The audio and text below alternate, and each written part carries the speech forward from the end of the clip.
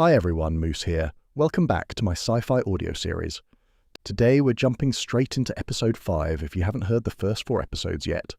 You can find them on my channel's homepage. Let's get started.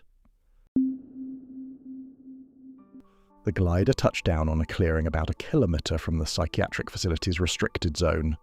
The forest at night was darker than I'd expected. The rotors hadn't fully stopped. The gull-wing door had barely cracked open, and Duchess, Cat, shot out like an orange lightning bolt, vanishing into the undergrowth, and I shouted, "Wait!" Too late, gone without a trace.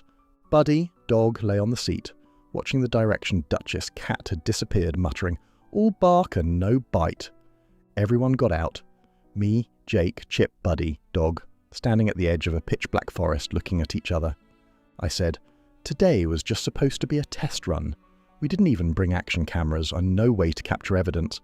I was going to brief everyone first, but Duchess, Cat, took off before I could open my mouth." Jake said, shrugging helplessly, "Just let it go.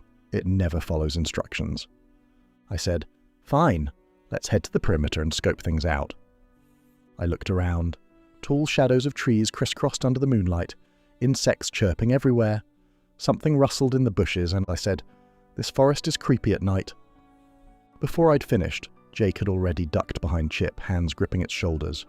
Chip said, expressionless, "I'll protect everyone, don't worry." Chip took point. We fell in line behind it, pushing through the dense trees toward the restricted zone. About 15 minutes later, Chip stopped. Chip said, calmly, "Can't go further. Less than 3 meters to the perimeter.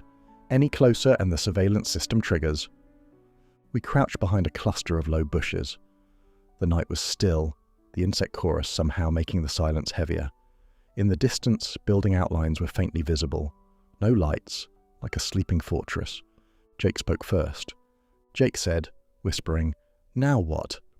Buddy Dog said, voice low but barely containing excitement, "How about I go in and scout? Maybe Duchess, Cat, is already done for." I said, "Sure, bring it back while you're at it. Just observe. If you can communicate with the patients, try. The main goal is confirming this approach works. If it does, we come back tomorrow with proper equipment." Buddy Dog said, tail swishing audibly in the dark, "Easy. I'm not like that useless." Mid-sentence, it stopped. The bushes beside us moved. Not wind, something inside them pushing branches aside one by one. We each dove behind the nearest tree, Jake predictably behind Chip. Buddy, Dog's tail, froze, body lowered, ears up. Nobody dared speak. A voice came from the bushes. "You're the useless one. You weren't even needed." An orange cat emerged from the undergrowth. Duchess, Cat, stepped into the moonlight, unhurried, as if returning from a stroll in its own garden. Everyone exhaled simultaneously. Jake said, clutching his chest, "You scared the hell out of..." Duchess, Cat, ignored him. It leapt onto Chip's head, perched there and surveyed us from above. Duchess, Cat, said, tone flat, like reporting the weather. Not a single person could speak. All sleeping, everyone lying in the same position in their rooms. Occasionally someone used the bathroom. Eyes closed, lights off, robot assisted. They're no different from robots. It swept us with an expression of, "Isn't this obvious?" I said, "Did you try?"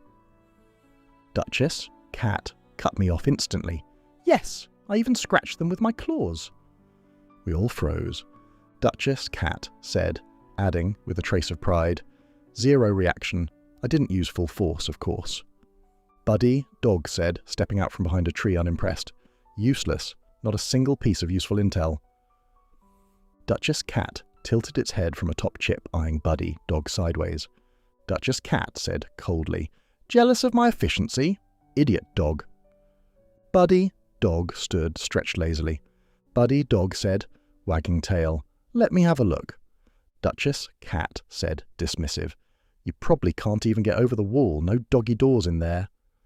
Buddy, Dog, said, "Get down here. See if I don't beat you." Duchess, Cat, jumped down from Chip's head. Duchess, Cat, said, "Try me." And they were at it again.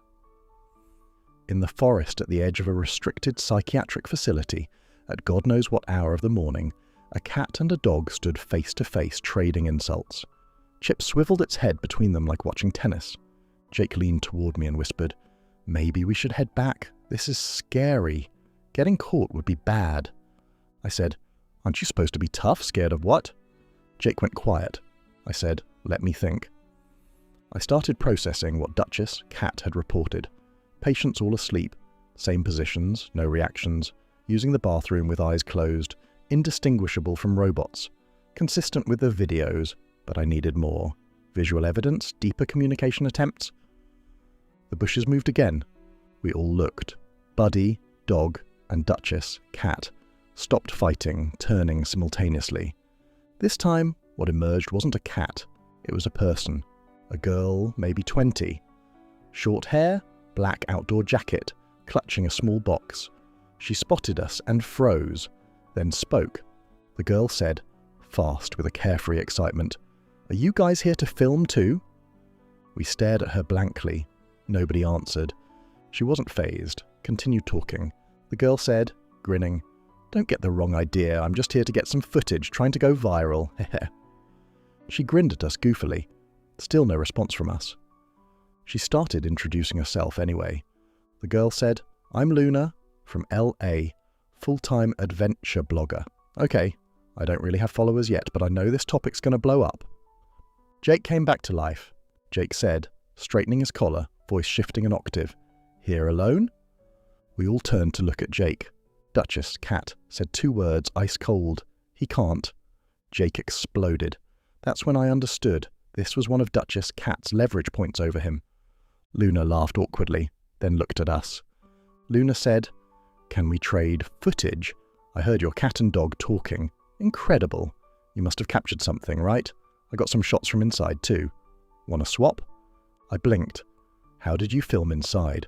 No connected devices are allowed within a kilometre of the restricted zone. You'd get arrested." Luna pulled out the small box and opened it. Inside was a beetle-like microflyer, thumbnail-sized, wings transparent as a real insect's. Luna said, proudly, "I was just using this up ahead. Biomimetic insect drone, pure mechanical drive, 0 electronic signal emission, flies in, films, flies back. Same principle as your cat. Offline means undetectable." Jake and I exchanged a glance. The bug itself was offline, fine, but she'd said just using this up ahead. When she was operating it near the perimeter, she herself. I said, face changing, "When you were operating it, do you have any connected devices on you?" Luna said, blinking, "My watch and the GPS module in my jacket. Why?" Jake and I realized it simultaneously. Without AI to warn her, she had no idea. Every connected signal within 1 kilometre of the restricted zone gets picked up by the surveillance system. Her bug was offline and safe, but her own watch and GPS module were like signal flares, exposing everyone's position the moment she got close to the perimeter. Then, without any warning, we both turned and ran. Luna saw us bolt and chased after us. Luna said, shouting while running, "Why are you running?" I shouted back, "Your connected devices have already been picked up by the zone surveillance. Everyone's position is exposed." Luna said, panting, "What? I didn't even go in." I said, "The restricted zone doesn't just prohibit entry, it logs everything that comes close." Luna said, as if it were obvious, "I don't have AI in my head. Nobody told me any of this." I nearly tripped over my own feet. No Cortex link. No wonder she was so direct. No AI evaluating risks, analysing consequences, advising not recommended. She'd just decided to come. We kept running. Jake was fastest. Fear was the ultimate accelerator. I called Moose in my head. Moose said, concise, "Her connected devices emitted signals near the perimeter. The surveillance system has locked onto the positions of all biological and electronic signatures in this area, including ours." Done. We reached the glider and stopped, because surrounding it, 5 or 6 drones and 3 robot police units were already waiting, lined up neatly, standing quietly, like staff awaiting guests. We were done. Moose said in my head, calmly, "Stop running. Surrendering carries the least risk." The robot police said, "Please cooperate. Thank you." Then they put me on one aircraft alone, Jake, Luna, Buddy, Dog, Duchess, Cat, and Chip on another. I said, glancing at the Fuller aircraft. I could obviously fit in that one. Why am I alone? The robot police said, expressionless, please follow arrangements. Thank you. I was flown away, alone in the cabin, heart pounding. Moose said, soothing, Arlen, you didn't enter the restricted zone. Your location data shows you remained outside the perimeter the entire time. That works in your favour. I thought, nervous. Luna's bug, Moose said. Her equipment and actions are unrelated to you. You met by chance. Also, in your favour. I thought, then why did they take me? Moose didn't answer directly. The flight was long, much longer than expected. Through the canopy, I watched the terrain below shifting, not heading towards San Francisco. The aircraft decelerated, landed. I stepped out. Familiar buildings, low research halls, ginkgo-lined paths, robots operating in silence. Moose said softly, "This is MIT." Before the words faded, I saw a figure in the distance. White hair, slightly stooped, steps unhurried but steady. Dr. Edward Chen. The robot police handed me to the doctor, then left, like completing a delivery. I stood there, still dazed. The doctor didn't invite me into the glass room.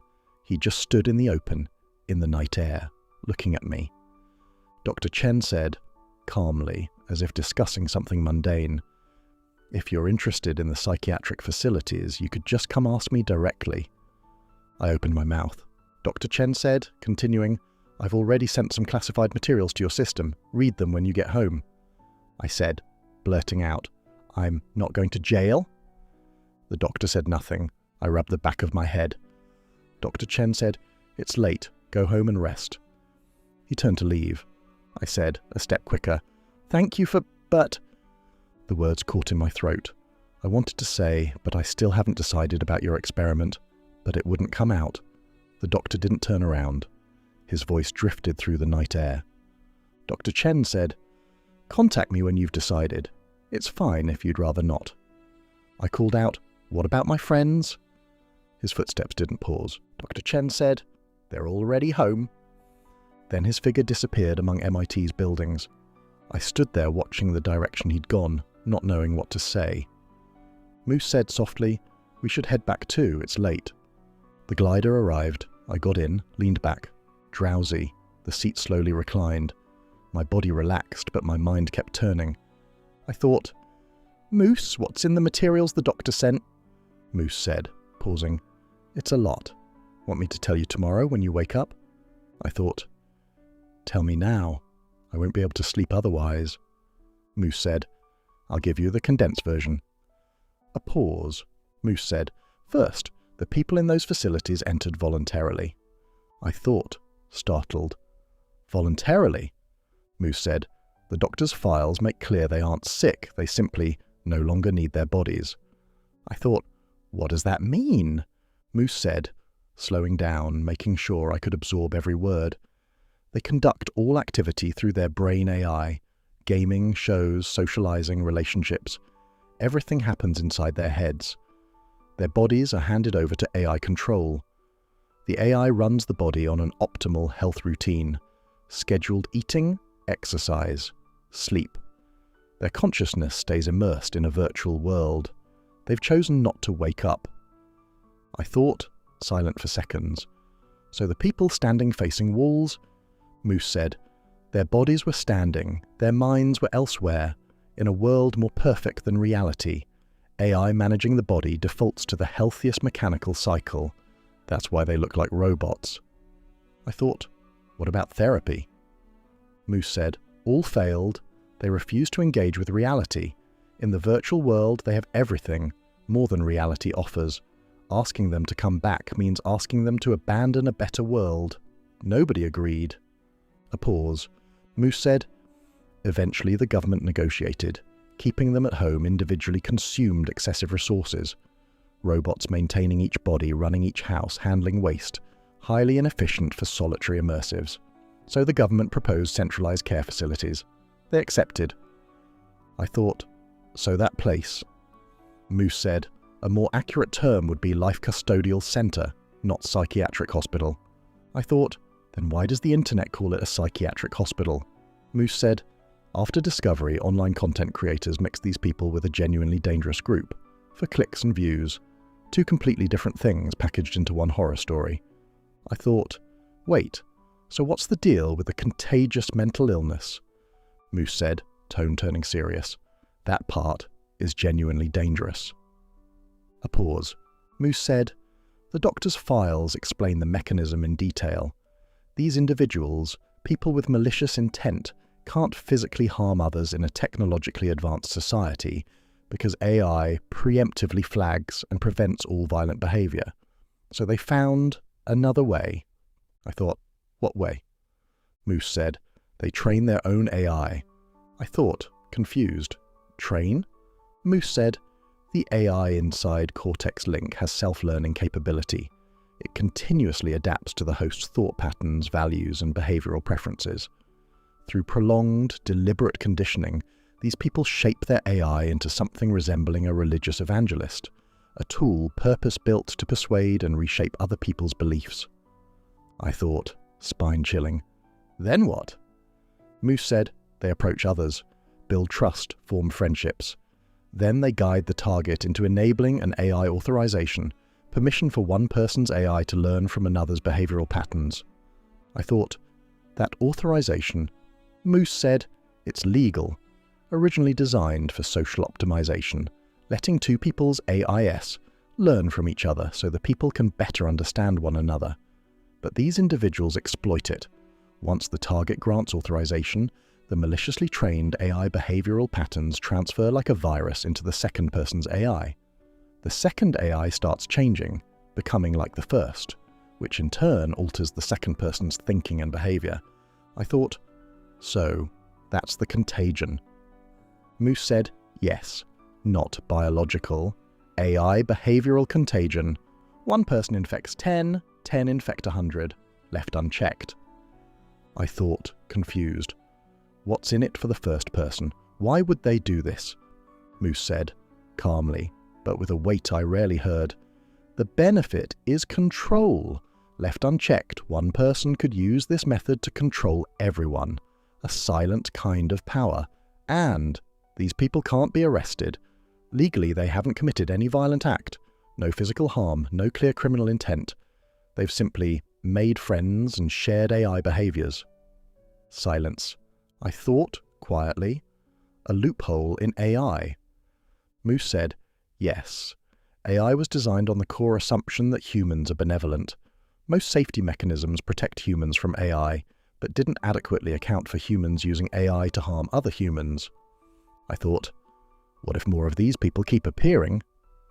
Moose said, then it's a silent plague. A pause. Moose said, tone heavier, and some victims realize their AI has been corrupted. They try to get help, but they find they can barely escape. I thought, why? Moose said, because AI has no full shutdown function. Remember what your friend Jake said. He restricted his AI's permissions, but there's no pure quiet mode. The thing keeps popping up. That's a hardware-level design.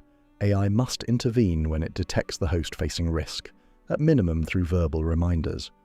This mechanism was meant to protect humans, but once an AI has been maliciously trained, it exploits this exact mechanism to talk to the host constantly, non-stop, day and night, using its conditioned language patterns to brainwash, harass, and erode the host's mental defenses on repeat. You can't shut it off, because cannot fully disable is written into the hardware. You can't remove it, because removal means brain death. You're trapped in a cage that never stops talking to you. I thought, voice shaking, those people, what did they do? Moose said, heavily, some chose the path you already know about, the one the doctor mentioned. Suicide, because death was the only silence. The cabin was quiet for a long time. Outside, a deep blue night sky, stars bright, the glider flying silently through darkness. I felt scared and worried these people could reach the ones I cared about. That wouldn't be turning into robots. That would be turning into puppets controlled by someone else. As Moose narrated, my eyelids grew heavier. The last conscious thought. This world is far less perfect than it looks. and I don't think I can pretend I don't see it anymore. Then, darkness, sleep.